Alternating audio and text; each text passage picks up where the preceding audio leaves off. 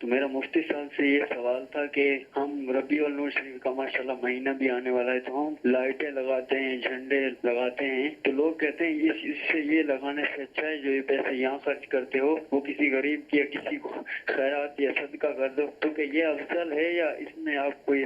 رہنمائی فرما دیں؟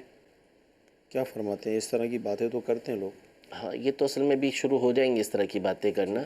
لیکن یہی لوگ اس وقت جب کہ نیو ایئر نائٹ آئے گی اس میں لاکھوں روپے اڑا دیا جاتا ہے، کروڑوں روپے اڑا دیا جاتا ہے، اس وقت ان کی زبان سے ایک لفظ نہیں نکلتا، ساری تکالیف، ساری غریب، ساری بچیاں ان کو اسی وقت نظر آتی ہیں جب نبی کریم صلی اللہ تعالیٰ علیہ وآلہ وسلم کے میلاد کی خوشیاں منائی جاتی ہیں۔ اصل تکلیف عمومی طور پر ایسے لوگوں کو، ہر ایک کو نہیں، عمومی طور پر ایسے لوگوں کو یہ نبی کریم صلی اللہ علیہ وسلم کے جشن ولادت کے منانے سے ہوتی ہیں۔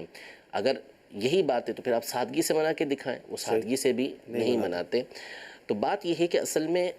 ہر ایک کی طبیعت خرچ کرنے کے اعتبار سے مختلف ہوتی ہے، کہ وہ جو خرچ کرتا ہے وہ اپنی طبیعت کے موافق اللہ کی راہ میں بھی جو ہے نا اس کا ایک ذہن ہوتا ہے کہ مجھے یہاں خرچ کرنا ہے، اس کا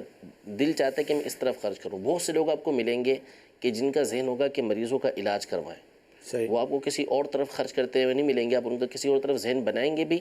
تو وہ یہی کہیں گے کہ مجھے یہاں خرچ کرنا ہے۔ اسی طرح بہت سے لوگ جو ہے ان کا ذہن ہوتا ہے کہ ہم نے مساجد بنانی ہے تو وہ مسجدوں کی بنانے کی طرف توجہ کرتے ہیں۔ تو مختلف لوگ مختلف انداز میں یہ اللہ تبارک و تعالیٰ کی راہ میں خرچ کرتے ہیں، جہاں ان کو توفیق ملتی ہے، جہاں ان کی طبیعت مائل ہوتی ہے اور اس میں کوئی حرج بھی نہیں ہے، تو آپ ان کو یہ ذہن نہ دیں کہ یہ ختم کرو اور وہ کرو، آپ ان کو یہ ذہن دیں کہ یہ بھی کرو اور ساتھ میں وہ بھی کرو، کیونکہ عمومی طور پر اس طرح کا خرچہ کرنے والے اتنی استطاعت رکھتے ہیں کہ دیگر نیک کاموں کے اندر خرچہ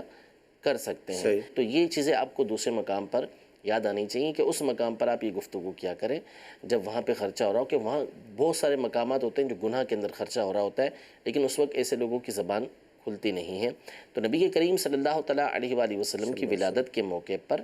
بالکل جو ہے وہ لائٹنگ کرنی چاہیے، اچھی لائٹنگ کرنی چاہیے،